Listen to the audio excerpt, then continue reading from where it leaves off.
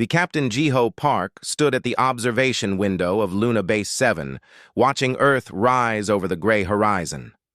The blue planet looked peaceful from here, almost close enough to touch.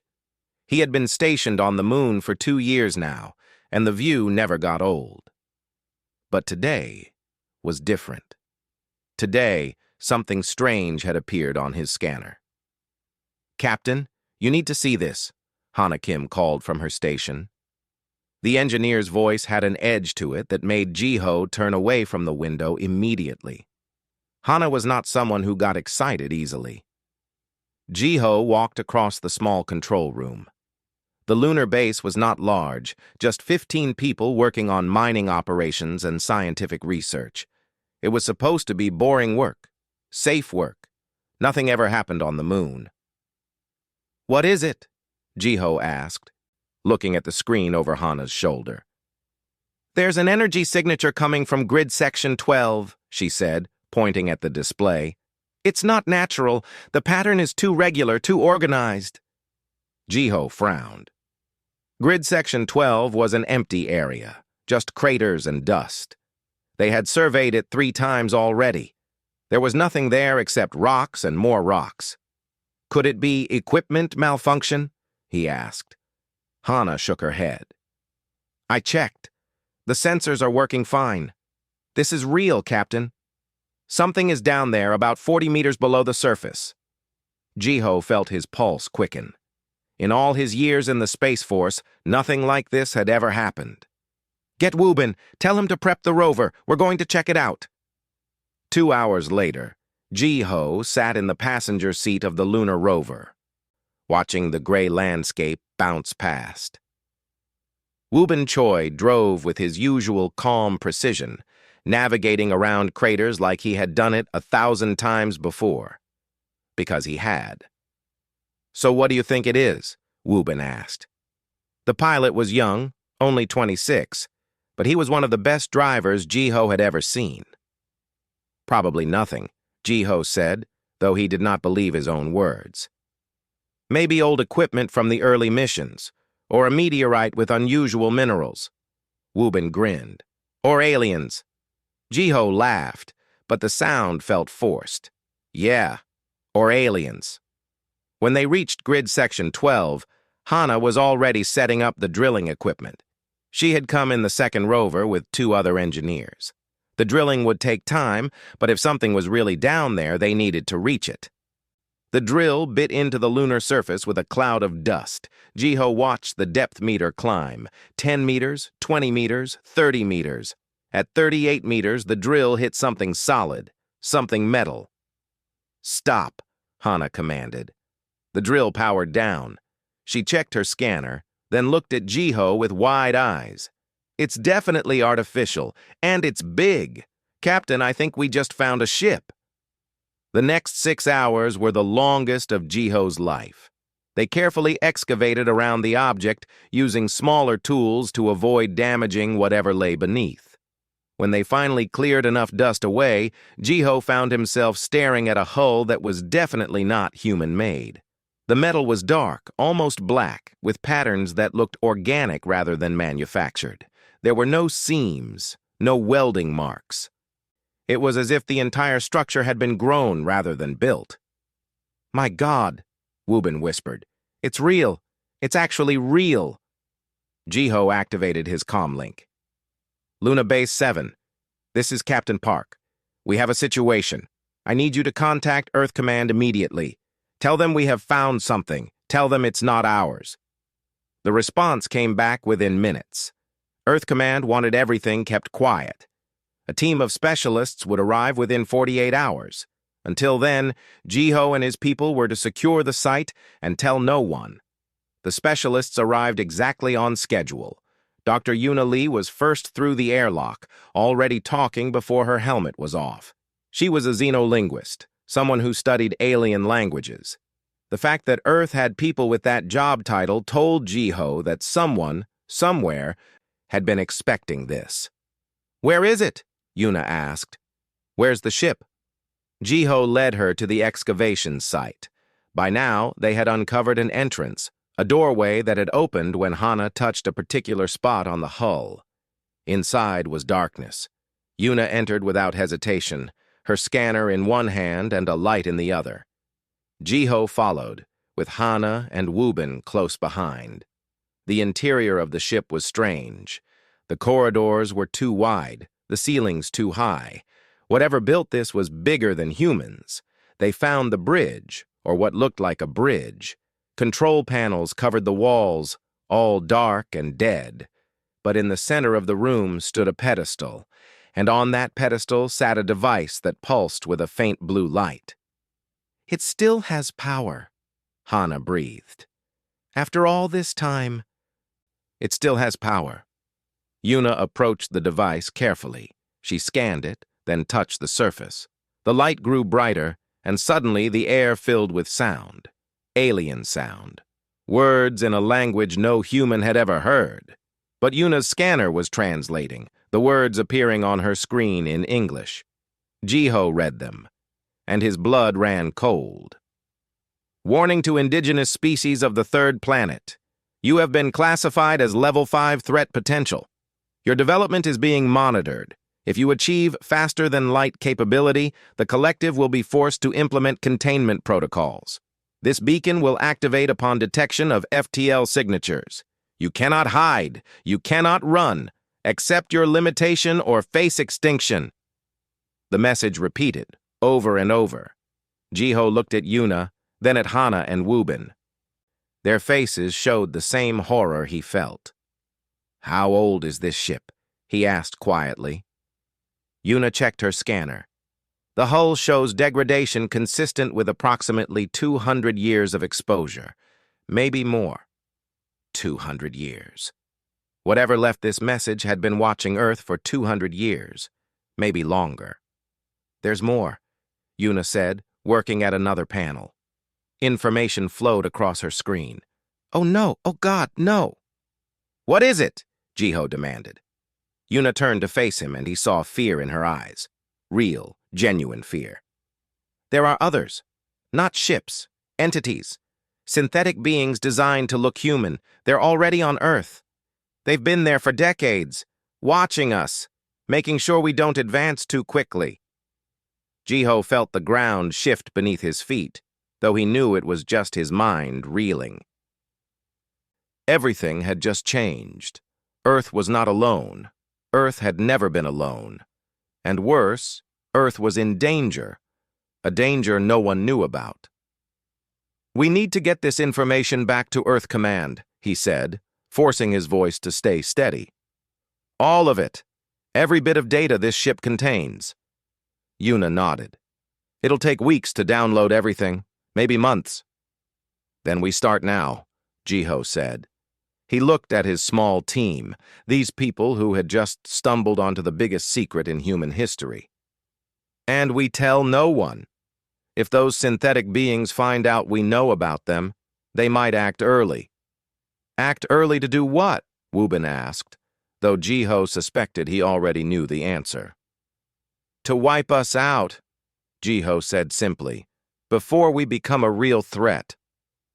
That night, back at Luna Base 7, Jiho stood at the observation window again. Earth still rose over the lunar horizon, still beautiful and blue. But now he knew the truth. Humanity was being watched. Humanity was being tested. And if they failed that test, humanity would die. He pressed his hand against the cold glass and made a silent promise. They would not fail. Whatever it took, however long it took, humanity would survive. They would find a way to fight back. The secret war had already begun. Humanity just didn't know it yet. 3 years had passed since the discovery on the moon, and the world had changed in ways that no ordinary person could see. Admiral Seung-ho Nam stood in the command center of Facility 17, watching construction crews work on humanity's greatest secret. From the outside, Facility 17 looked like an ordinary asteroid mining operation. Ships came and went, carrying ore and equipment, but inside the hollowed-out asteroid, something else was being built. Something that would change everything, Warships, dozens of them. Ships designed to fight aliens that most of Earth's population did not even know existed. "How many are operational?" Seung-ho asked his chief engineer. 12 are ready for combat," the engineer replied. "Another 20 will be finished within 6 months. The problem is training crews. We can only bring in people we absolutely trust." Seung-ho nodded. Trust was everything now. The secret had been kept for 3 years, shared only with the highest levels of government and military. Presidents and prime ministers knew. A select group of scientists and soldiers knew. And they all knew that if the truth got out too soon, panic would tear civilization apart. Or worse, the alien sleeper agents would activate early. That thought made Seung-ho's stomach turn. Knowing that synthetic aliens walked among humans, looking like humans, acting like humans, was the worst part. Agent Minji An was working on finding them, but it was slow, dangerous work. Speaking of which, his communicator beeped. Minji's code. Seung-ho stepped into his private office and activated the secure line. Minji's face appeared on the screen. She looked tired. She always looked tired these days. "Admiral, we've identified another one. Dr. Richard Hayes at the Geneva Fusion Research Center." Seung-ho pulled up Hayes's file. The man had worked at the facility for 8 years, a brilliant physicist with an impressive resume. And according to Minji's investigation, not human. "What gave him away?" Seung-ho asked. "He's been causing equipment failures," Minji explained. "Small things, easy to dismiss as accidents. But when we analyzed the pattern, we found that every failure set the fusion project back by months. He's been sabotaging our energy research." Seung-ho felt anger rise in his chest. Fusion power would change everything. Clean, unlimited energy, the kind of energy needed for faster-than-light travel, and the aliens had been stopping it for years. "What do you want to do?" he asked. Minji's expression hardened. "We remove him, quietly. Make it look like he took another job and moved away. We've done it before." They had. 17 times in the past 2 years. 17 synthetic aliens identified and neutralized, their programming wiped, and their bodies stored in secure facilities where scientists could study them. Each time, it got a little easier. Each time they learned a little more. "Do it," Seung-ho authorized. "And Minji, be careful. We don't know how many more are out there." After the call ended, Seung-ho returned to the observation deck. He watched the construction crews work on the newest warship, the hull coming together piece by piece. Every ship was built using technology reverse-engineered from the alien vessel Jiho had found. Technology that the aliens never expected humans to have. That was humanity's greatest advantage. The aliens thought they were watching primitive people who barely understood space travel. They had no idea that humanity had found their warning beacon. They had no idea that humanity was preparing for war. Seung-ho's communicator beeped again. This time it was Captain Jiho Park, the man who had started everything. "Admiral, we found another cache," Jiho reported. "On Titan, buried under the ice. It's bigger than the moon site." "What's inside?" "Weapons, advanced weapons, and something else. Intelligence data about the collective, their fleet positions, their weaknesses, everything." Seung-ho felt a surge of hope. "Send everything to the analysis team. Every bit of data could save lives." Meanwhile, on Earth, Dr. Taeyang Seo sat in his laboratory at the Advanced Propulsion Institute, staring at equations that did not make sense. He was so close to a breakthrough in quantum field manipulation, so close to creating the first faster-than-light drive. But something kept going wrong. Every time he got close, the math stopped working. Every time he tried a new approach, unexpected problems appeared. It was frustrating beyond belief. His colleague, Dr. Yuna Lee, entered the lab. She had joined his team 6 months ago, bringing fresh ideas and a strange intensity to her work. "Still stuck?" she asked. Taeyang rubbed his eyes. It's like the universe itself is working against me. Every solution leads to a dead end. Yuna sat down across from him. Can I show you something? Something classified? Taiyang raised an eyebrow. How classified? The most classified thing in human history, Yuna said quietly. What she showed him over the next hour changed everything Taeyang thought he knew about the universe. The alien ship, the warning beacon, the sleeper agents, the secret war. This is insane, Taeyang whispered. This can't be real. It's real, Yuna assured him. And here's the thing that concerns me. I've been analyzing your research, the problems you keep encountering. Taiyang, they're not natural. Someone has been influencing your work. She showed him the evidence. Subtle changes to his data, equipment failures at critical moments, suggestions from colleagues that led him down wrong paths. All of it added up to a picture that made Taiyang feel sick. They're using me, he said. The aliens. They're making sure my drive design will fail, or worse, making sure it will work exactly the way they want it to. Yuna nodded grimly. If you had succeeded with your current design, you would have created an FTL drive that broadcasts its signature across the galaxy. The moment you activated it, every alien ship within 100 light-years would know exactly where we are. Taiyang stood up and paced the room. 3 years of work.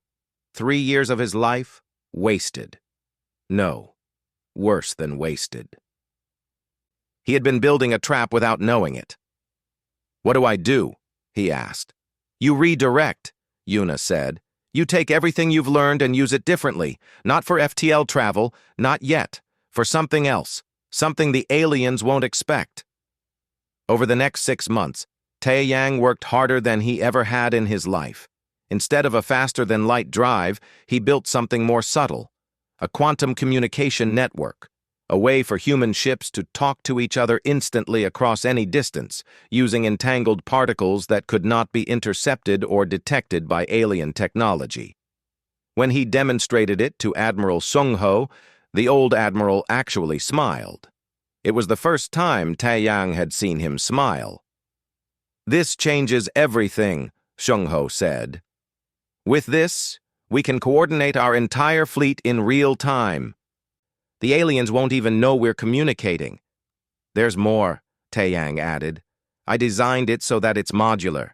Every ship, every soldier, every base can be part of the network.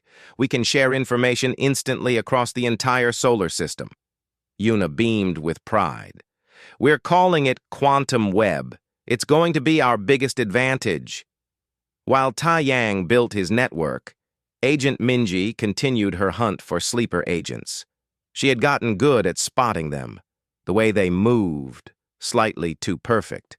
The way they spoke, slightly too formal. The way they positioned themselves in places where they could do the most damage.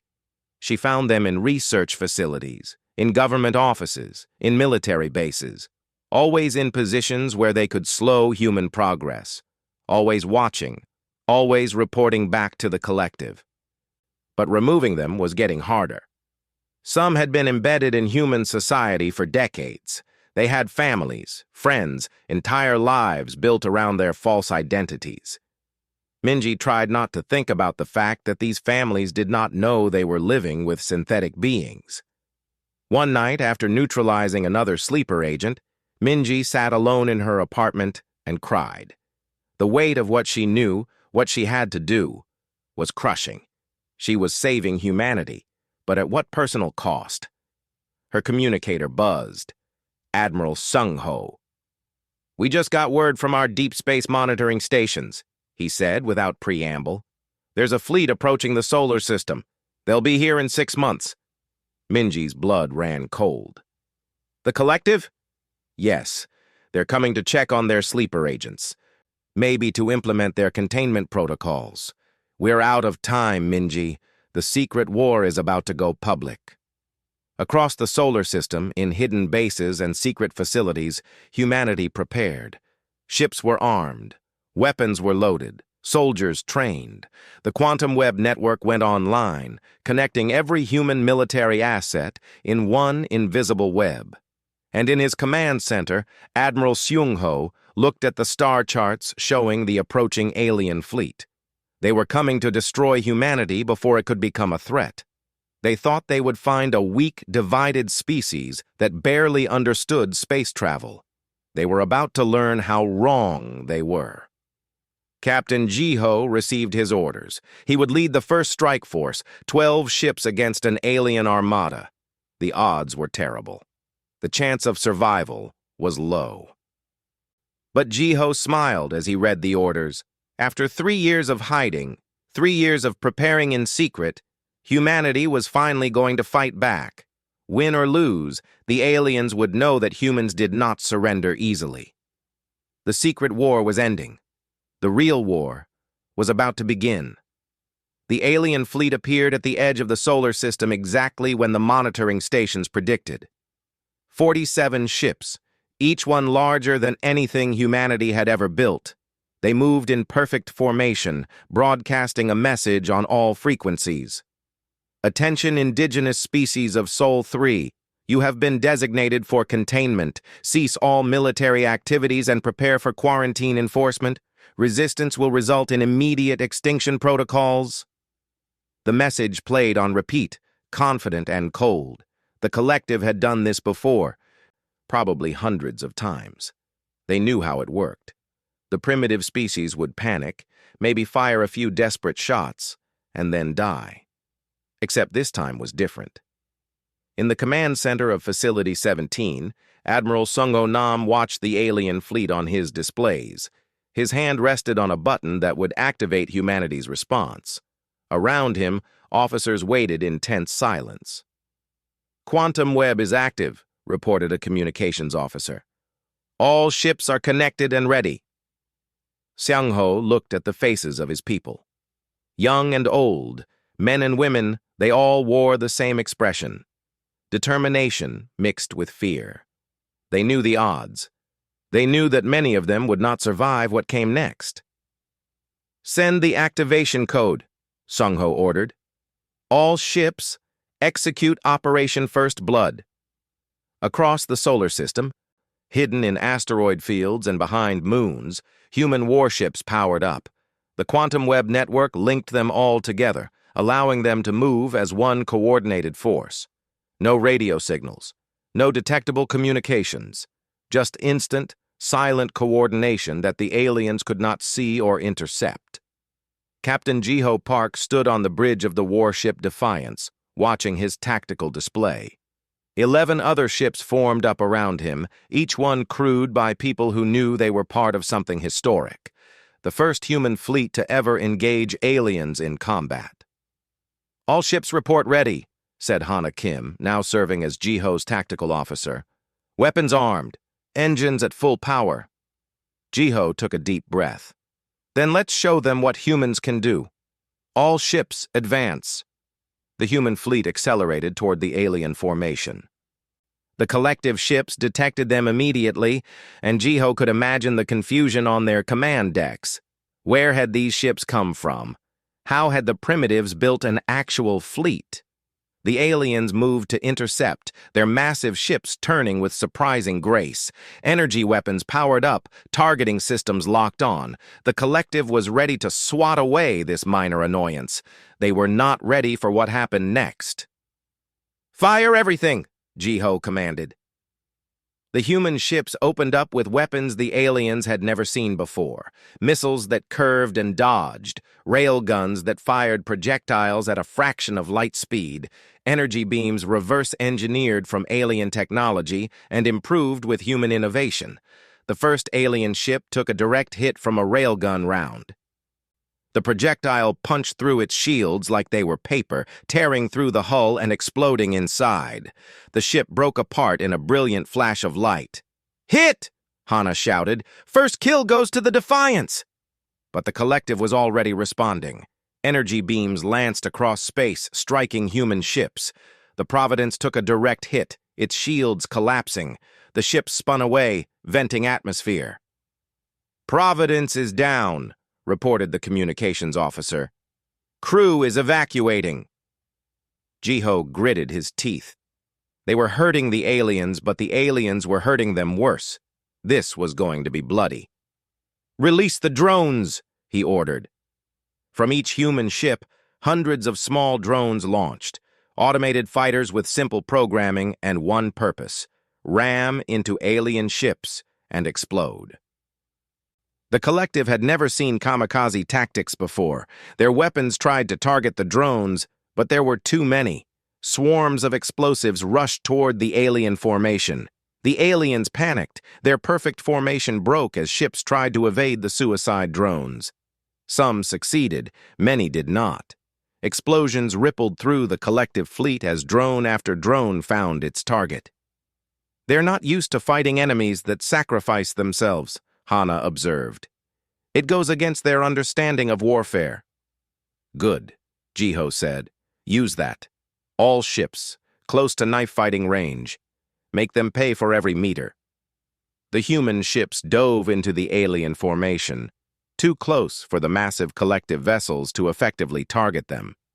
At this range, the battle became chaotic. Ships weaved between each other, weapons firing in all directions. The careful, organized combat the collective expected turned into a brutal brawl, and in brutal brawls, humans excelled. Pilot Dongyun Kang flew his fighter through the chaos with wild abandon.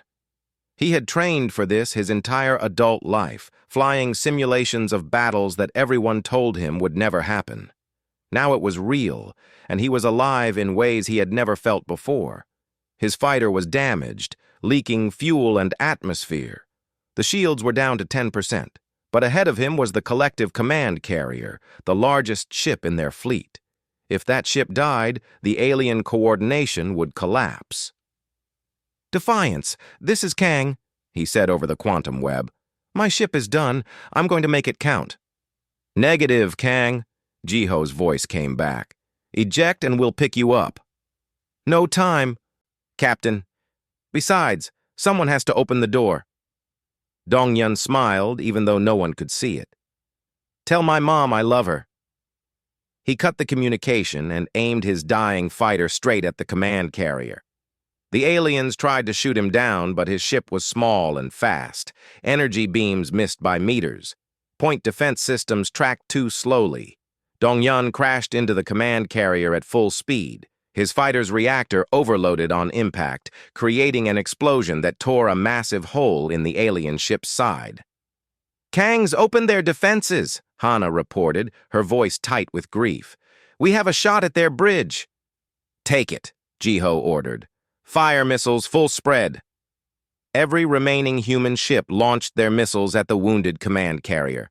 The alien ship tried to defend, but with its command center damaged, it could not coordinate effectively. Missiles slammed into the hull, one after another, until the entire ship broke apart in a cascade of explosions. The collective fleet wavered. Their commander was dead. Their formation was shattered. These primitives had actually hurt them. Badly. "They're retreating," Hana said, disbelief in her voice. "Admiral, the alien fleet is pulling back." At Facility 17, Admiral Sung-ho watched the tactical display with grim satisfaction. The human fleet had lost 4 ships and hundreds of lives, but the collective had lost 12 ships and retreated. The first battle was a human victory. "Send the word to all stations," Sung-ho ordered. "Tell them we won. Tell them humanity can fight." But he knew the truth. This was just the beginning. The collective would come back with more ships, more weapons. They would not underestimate humanity again. And now, the secret could not be kept any longer. Within hours, news of the battle spread across Earth. Videos from the combat, recorded by ship cameras and transmitted through quantum web, appeared on every screen. The whole world watched as human ships fought alien invaders. Watched as Dongyun Kang sacrificed himself to destroy an alien capital ship. Panic spread in some cities. Riots broke out as people demanded answers. How long had their governments known? Why had they kept it secret? What else were they hiding? But in other places, something different happened. People united. They volunteered for military service. They donated resources. They set aside old grudges and national rivalries because suddenly, none of that mattered. Humanity had a common enemy. At the United Nations building in New York, world leaders held an emergency session. For the first time in history, every nation agreed on something. They would stand together. They would fight together. Or they would die together. Dr. Taeyang Seo watched the broadcasts from his laboratory. He saw his quantum web network working perfectly, coordinating ships across millions of kilometers with zero delay. He saw the weapons he had helped design destroying alien vessels. And he saw Dong Yun Kong's final flight, the moment when one pilot changed the course of the battle. Tears ran down Taeyang's face, but he was smiling. They had done it. Against impossible odds, humanity had actually won a battle. Dr. Yuna Lee stood beside him. The collective sent a new message. They're offering terms. What kind of terms? Surrender. They say if we agree never to leave the solar system, they'll spare Earth. They'll let us live as long as we stay in our cage. Taeyang laughed bitterly. After what we just did, they think we'll accept that? The UN is meeting to discuss it tomorrow, Yuna said. Some leaders are actually considering it. They say saving billions of lives is worth giving up the stars. No, Taeyang said firmly. We didn't fight this hard just to surrender. We didn't lose Kang and all those others so we could live on our knees. Across the world, that same conversation was happening. In homes and offices, in military bases and government buildings, humans debated their future. Some wanted to accept the alien terms. The war was just starting and the casualties would be terrible. Why not take the deal and save lives? But others remembered the videos of the battle. They remembered the moment when human ships charged into an alien fleet and won. They remembered that feeling of pride, of knowing that humanity could fight, could win. Agent Minji-an sat in her apartment, cleaning her weapons and listening to the news. She had spent 3 years hunting sleeper agents in secret. Now the secret was out, and her job was about to get a lot harder. Her communicator buzzed. Admiral Sung-ho. The sleeper agents are activating, he said. All of them, all at once. They're trying to sabotage our defenses before the collective attacks again. Minji stood up, strapping on her tactical gear. Where do you need me? Everywhere, Sung-ho replied. But start with the orbital defense platforms. If the aliens take those out, Earth is defenseless. Minji grabbed her rifle and headed for the door. The hunt had just gotten a lot more urgent. As night fell on Earth, Captain Jiho Park stood on the observation deck of the Defiance, looking at the damaged ship around him. They had won the battle, but the war was far from over. The collective would return with a larger fleet. Humanity had made them angry, made them afraid, and a frightened enemy was a dangerous enemy. But as Jiho looked at Earth in the distance, he felt something he had not felt in 3 years. Hope. Real, genuine hope. Humanity had been tested, and humanity had not broken. Whatever came next, they would face it together. The world changed overnight. What had been the greatest secret in human history was now shown on every screen, discussed in every language, debated in every home. Humanity knew the truth. Aliens existed. Aliens wanted to destroy them, and humanity had to decide what to do about it. In the massive assembly hall of the United Earth Council, representatives from every nation gathered. The old arguments about borders and resources seemed ridiculous now. What did it matter who controlled which piece of land when the entire planet was at stake? Commander Hana Kim stood at the back of the hall, watching the proceedings.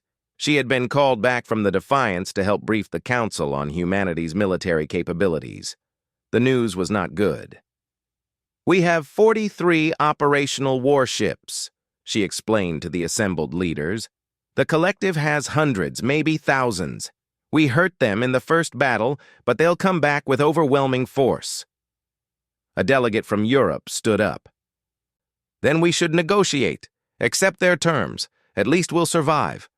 survive as prisoners, countered a delegate from Asia. Living in fear, never able to explore the galaxy. Is that really survival? The debate raged for hours. Some wanted peace at any price. Others wanted to fight regardless of the cost.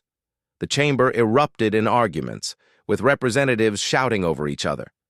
Then Ambassador Subin Huang rose to speak. She was young for an ambassador, only 34, but she had a presence that commanded attention. The chamber fell silent. "I have read the collective's terms," Subin said, her voice calm but firm. "They offer us a cage. A comfortable cage, perhaps, but still a cage. They say we can keep our planet as long as we never leave it, never explore, never grow, never reach for the stars that our ancestors dreamed about." She paused, letting her words sink in. 3 days ago, I watched pilot Dongyun Kang fly his broken ship into an alien warship. He died so that others could live. He died fighting for humanity's freedom. And now some of you want to tell his mother that her son died for nothing? That we're going to surrender anyway? Subin's eyes blazed with emotion. "I say no. I say we reject their terms. I say we tell the collective that humanity bows to no one. And if they want this planet, they'll have to take it from our cold, dead hands." The chamber erupted in applause. Not everyone agreed, but enough did. The vote was called. The result was overwhelming. Earth would fight. Subin transmitted humanity's response to the collective personally. Just 3 words. "Come and take it." The collective's reply came within hours. A massive invasion fleet was coming. 200 ships. Enough to overwhelm Earth's defenses and wipe out every human city. They would arrive in 3 weeks. Admiral Sung-Ho Nam gathered his command staff. Captain Ji-Ho Park, Commander Hana Kim, Dr. Taeyang Seo, Dr. Yuna Lee, Agent Minji An. The people who had been fighting this war from the beginning. "We cannot win a straight fight," Seung-Ho said bluntly. "They have too many ships, too many weapons. If we try to meet them head-on, we'll die." "Then we don't fight straight," Ji-Ho suggested. "We fight dirty. We use tactics they won't expect. We make them pay for every meter of space they take." Taeyang pulled up a star map. "The collective fleet has to pass through the asteroid belt to reach Earth. What if we turned the belt into a minefield?" "With what?" Hana asked. "We don't have enough missiles." "We don't need missiles," Taeyang said, grinning. "We have asteroids, big ones. We attach engines to them, set them on collision courses, and let physics do the work." Yuna's eyes widened. "Kinetic bombardment on a massive scale. It's insane. It might actually work." For the next 2 weeks, every available ship and crew worked around the clock. They attached simple rocket engines to hundreds of asteroids, programming them to accelerate toward specific coordinates. When the alien fleet passed through, they would face a storm of rock moving at incredible speeds. Meanwhile, Agent Minji-An led teams across Earth, hunting down the activated sleeper agents. The synthetic aliens were trying to sabotage orbital defense platforms, communication networks, anything that would weaken humanity's defenses. She found one in Tokyo, disguised as a maintenance worker at a power station. Another in Cairo, working at a military supply depot. A third in São Paulo, embedded in the local government. Each one fought when cornered, their synthetic bodies incredibly strong and fast. But Minji and her teams were prepared. They used electromagnetic pulses to disable the agents, then destroyed them. "How many more are there?" asked one of Minji's team members after a particularly brutal fight. "I don't know," Minji admitted. "Maybe dozens, maybe hundreds. We find them as fast as we can." On Mars, human colonists fortified their bases. They had no warships, but they had determination. If the collective wanted Mars, they would fight for it. On Jupiter's moons, mining crews converted their equipment into weapons. Drilling lasers became ship cutters. Ore haulers became makeshift bombers. Everyone who could fight prepared to fight. The entire solar system became a fortress. Not a very strong fortress, but a fortress nonetheless. When the collective invasion fleet arrived, they expected to find a broken, terrified enemy. Instead, they found a solar system ready for war. The aliens advanced through the asteroid belt carefully, their sensors searching for human ships. They found asteroids instead. Hundreds of them, all accelerating toward the fleet at impossible speeds. The collective ships tried to evade, but there were too many rocks coming from too many directions. Asteroids slammed into shields and hulls, moving with such force that even the aliens' advanced technology could not fully stop them. Ships were damaged, some destroyed. The invasion fleet's perfect formation shattered. "They're bleeding," Jiho reported from the Defiance. "The asteroid attack worked. They've lost at least 30 ships." "But they still have more than we do," Hana reminded him. "And they're angry now." She was right. The collective fleet pushed through the asteroid belt, accepting losses to reach clear space. Their weapons charged, their targeting systems locked onto every human military installation in the solar system. The real war had begun. Battles raged across the solar system. Near Mars, human ships engaged alien cruisers. The fighting was brutal, ships exploding on both sides. Mars base took direct hits, but the colonists refused to surrender. They fired surface-to-space missiles until their launchers were destroyed, then evacuated to underground bunkers. At Jupiter, mining crews and converted ore haulers made suicide runs against alien supply ships. They could not win, but they could make the collective pay. Every alien ship destroyed was one less ship heading toward Earth. Dr. Taiyang Seo watched the battles unfold through the quantum web network. The system was working perfectly, allowing human forces across millions of kilometers to coordinate their attacks. But it was not enough. The collective had too many ships. "We need something else," he said to Yuna. "Some advantage they don't know about." Yuna stared at the tactical displays, her mind racing. Then she saw it. "Their supply lines! Look at their supply lines!" Taiyang zoomed in on the data. The collective fleet was huge, but it was far from home. They needed fuel, ammunition, spare parts. All of it was being brought in by supply ships from outside the solar system. "If we cut their supply lines," Taiyang said slowly, "they can't sustain a long fight." "Exactly," Yuna agreed. "They expected to win in days. If we make this last weeks, they'll run out of resources." They brought the idea to Admiral Seung-ho. The old admiral studied their analysis, then smiled grimly. "It's risky. We'd have to send ships away from Earth's defenses to attack targets outside the solar system."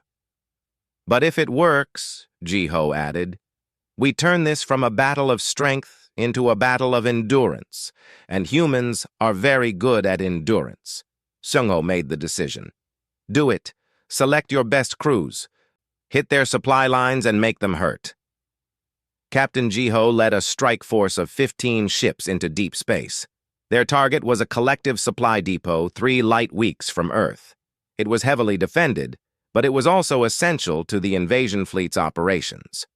The attack was swift and brutal. Human ships dropped out of faster-than-light travel directly on top of the depot, weapons already firing. The surprised defenders fought back, but they were not prepared for humanity's aggressive tactics. Jiho's ship, the Defiance, rammed an alien supply freighter, destroying both ships. Jiho and his crew evacuated just before impact, picked up by another human vessel. The depot exploded in a brilliant flash of light. "Supply depot destroyed," Hana reported from her ship. "But we lost the Defiance and 4 other ships. Casualties are heavy." Back at the main battle line near Earth, the collective fleet was starting to show strain. Without new supplies, ships had to conserve ammunition. Without fresh fuel, they could not maneuver as aggressively. The invasion was stalling. Ambassador Subin Huang used the quantum web to broadcast a message, not to the collective commanders, but to their crews. To the individual aliens fighting far from home. "Soldiers of the collective, she said. "Look around you. You are dying for a war your leaders chose. A war against people who only want to be free.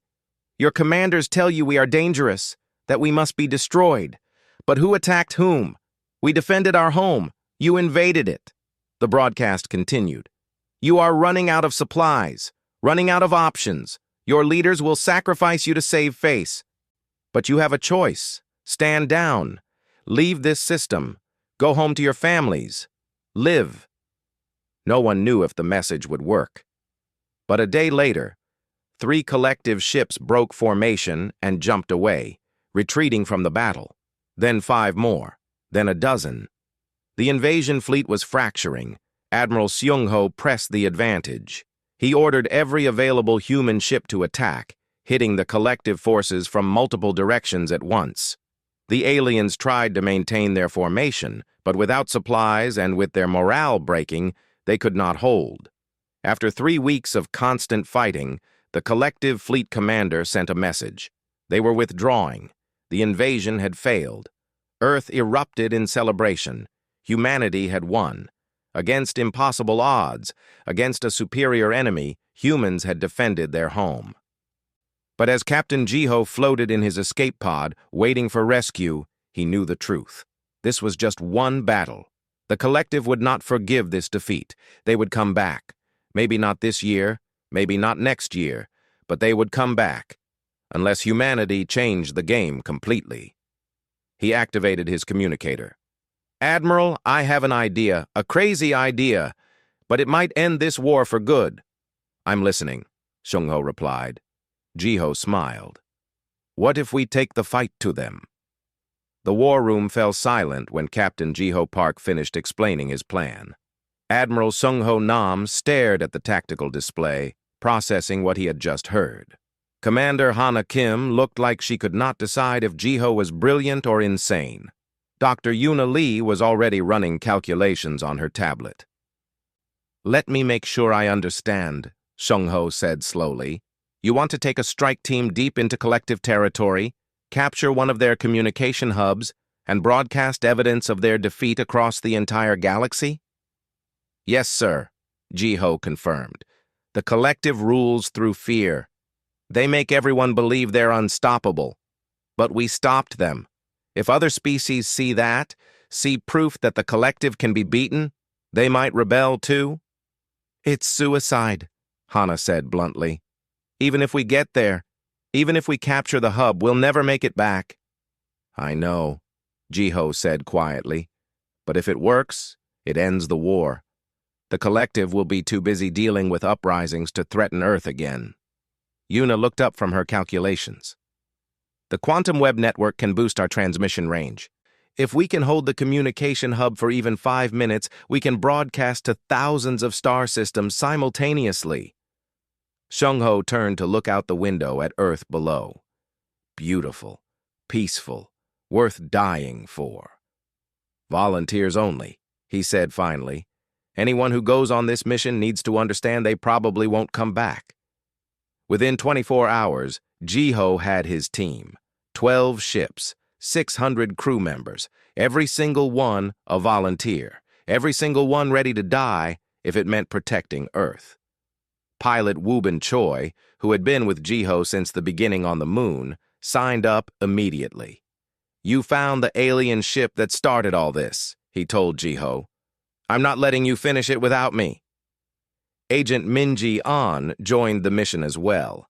After months of hunting sleeper agents, she was ready for a more direct fight. "Besides," she said with a grim smile, "if we're going to poke the hornet's nest, might as well do it properly." Dr. Taeyang Seo insisted on coming too. "You'll need someone who understands their technology, someone who can hack their systems and make sure the broadcast reaches everywhere." Even Ambassador Subin Huang volunteered. "If we're telling the galaxy about humanity's stand, a diplomat should be the one speaking. This is my job." The strike force departed Earth amid quiet ceremony. No parades, no crowds, just families saying goodbye to people who might never return. The whole world watched on their screens as 12 small ships jumped into faster-than-light travel, heading toward the heart of the collective empire. The journey took 2 weeks, 2 weeks of tension, of checking and rechecking equipment, of quiet conversations about home and family and what they were fighting for. 2 weeks of knowing that each day might be their last. They emerged from FTL travel in a system called Nexus 7, the location of a major collective communication hub. The hub was a massive station in orbit around a gas giant, protected by 30 warships and countless defense platforms. "Well," Wubin said from the pilot seat, "we've faced worse odds." "Have we?" Hana asked. "No, but it sounded good." Jiho activated the quantum web, connecting his small fleet. "All ships, this is it. Remember the plan. Team Alpha creates a diversion. Team Beta goes for the hub. We only need 5 minutes." 5 minutes to change the galaxy, Taeyang muttered. "No pressure." The human ships attacked. Team Alpha, 6 ships led by Wubin, charged straight at the collective warships, weapons blazing, moving with the reckless aggression that had become humanity's signature. The aliens moved to intercept, focusing all their attention on the attacking ships. While they were distracted, Team Beta, 6 ships led by Jiho, used stealth systems to approach the communication hub from a different angle. It was working. They were getting close. Then alarms blared. The collective had spotted them. Defense platforms swiveled, targeting the approaching ships. Energy beams lanced through space. "Evasive maneuvers!" Jiho shouted. The ships scattered, dodging and weaving through the defensive fire. 2 ships took direct hits and exploded. 4 remained. "We're not going to make it," Hana said, watching 3 more defense platforms powering up. "We have to," Jiho replied. He looked at Wubin's ship on his display, seeing his old friend fighting desperately to keep the warships busy. "We didn't come this far to fail now." Minji was at the weapons station. "Captain, if I overload our main reactor and aim us at those platforms..." Jiho understood immediately. Another sacrifice. Another life given so others could complete the mission. "Do it." Minji set the course and locked it in. Then she turned to Jiho and saluted. "It's been an honor, Captain." "The honor was mine," Jiho replied, returning the salute. Minji's ship accelerated toward the defense platforms. The aliens tried to destroy it, but Minji was one of the best pilots in the fleet. She dodged every shot, getting closer and closer. At the last second, she transmitted one final message over the quantum web. "For Earth, for humanity, for everyone who dreams of freedom." The ship's reactor overloaded, creating an explosion that destroyed 3 defense platforms and damaged 2 others. The path to the communication hub was clear. Jiho's ship, along with the 2 remaining vessels, docked with the hub. Marines stormed inside, fighting through the alien defenders. Taeyang ran to the main control room, his fingers flying over the alien interface. "I'm in," he announced. "Patching into their network now. Subin, you're on." Ambassador Subin Huang stood before the camera, knowing that in moments her face would appear on screens across the galaxy. She took a deep breath and began to speak. "My name is Subin Huang. I represent the people of Earth, the planet you know as Sol 3. The collective came to our world with an ultimatum: surrender or die. They expected us to submit. They expected us to accept our place in their empire." She paused, letting the camera capture the determination in her eyes. "We said no. We fought, and we won. The mighty collective, the empire that has conquered hundreds of worlds, was defeated by humans. We destroyed their fleet. We protected our home. And we did it because we believe something simple. Freedom is worth fighting for." Taeyang's fingers moved frantically across the controls. "I'm broadcasting to 3,000 systems, 4,000, 5,000. The signal is spreading across the entire collective network." Subin continued. "If you are watching this, if you are one of the species the collective has conquered and controlled, know this: they can be beaten. They are not invincible. They are not unstoppable. We proved it. And if we can stand against them, so can you. We're getting responses, Una reported, monitoring incoming signals. Dozens of systems, hundreds. Someone on Colmar 4 just destroyed a collective garrison. There's an uprising on Valoria Prime. It's working. It's actually working. But the collective was responding too. More warships were arriving. The communication hub shuddered under weapons fire. Hull breaches appeared. Alarms screamed. "We need to go," Hana urged. "Now, Captain." Jiho looked at the tactical display. Wubin's ship was gone, destroyed, covering their escape. 2 of Team Beta's ships were crippled. The collective forces were closing in. "Taiyang, how long until the broadcast reaches the entire network?" Jiho asked. 3 more minutes, Taiyang replied. "But we won't last 3 minutes." Jiho made his decision. "Everyone except Taiyang, back to the ship, now." "Captain, I'm not leaving you," Hana protested. "That's an order, Commander." Jiho's voice was firm. "Someone has to make sure the broadcast completes. Someone has to hold this position. I'm staying." Taiyang looked up from his console. "So am I. You'll need someone to keep the systems running." They argued, but there was no time. Hana and the others evacuated, tears streaming down their faces. The remaining human ships undocked and fled, pursued by collective vessels. Jiho and Taiyang were alone in the control room, surrounded by damaged equipment and approaching enemies. Jiho picked up a rifle and positioned himself at the door. Taiyang kept working on the broadcast, ensuring it reached every corner of the galaxy. 2 minutes, Taiyang said quietly. The door exploded inward. Alien soldiers poured through. Jiho opened fire, dropping 3 before they could react. But there were too many. He felt something impact his shoulder, spinning him around. Pain flared, but he kept fighting. 1 minute, Taiyang called out. More aliens entered. Jiho was wounded in the leg now, barely able to stand, but he stood anyway, firing until his rifle was empty, then drawing his sidearm. The aliens advanced. 30 seconds. Jiho fell, his vision fading. Through the pain, he could see Taiyang at the console, still working even as alien weapons targeted him. 10 seconds. An alien soldier fired.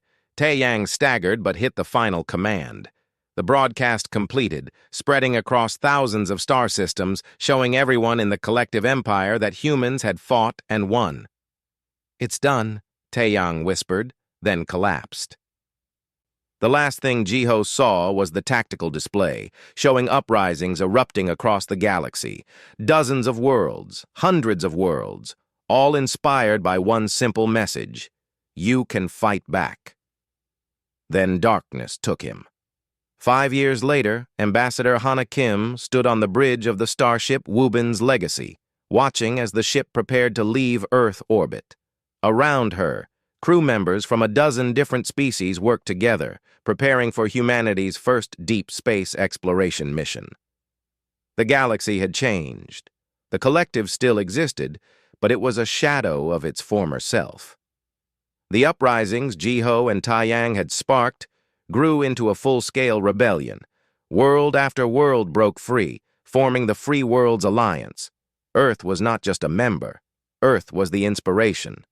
Hana looked at a photo on her console. Jiho, Taiyang, Wu Bin, Minji, Dongyun, friends who had died so humanity could live free. Heroes who would never be forgotten. "Ambassador, we're ready to depart," the captain announced. Hana smiled. The captain was from a species called the Korvath, one of the first to join the alliance. His people had been slaves to the collective for 200 years. Now they explored the stars alongside humans. "Then let's begin," Hana said. "There's a whole galaxy waiting for us." As the Wubin's legacy accelerated away from Earth, Hana thought about everything that had happened. The secret war, the battles, the sacrifices. It had all started with Jiho finding an alien ship on the moon. It had ended with humanity showing the galaxy what freedom meant. On Earth, monuments stood to those who had fallen. schools taught their stories to children. The whole world knew the names of the people who had saved them, but Hana knew the truth. Jiho and the others had not fought to be remembered. They had fought because it was right, because freedom mattered more than safety, because some things were worth dying for, and because of them, billions across the galaxy lived free. The war that took everyone by surprise had ended not with humanity's extinction, but with humanity's triumph, not through superior technology or numbers, but through simple human courage. The willingness to stand up and say no, the determination to fight, even when victory seemed impossible. The collective had expected to find a weak species. They found humans instead, and that made all the difference. Hana turned to look forward, toward the stars that were finally within humanity's reach. Somewhere out there were new worlds to explore, new friends to make, new challenges to face. But whatever came next, humanity would face it the same way they faced the collective, together, unafraid, free. The secret war was over. The real story was just beginning.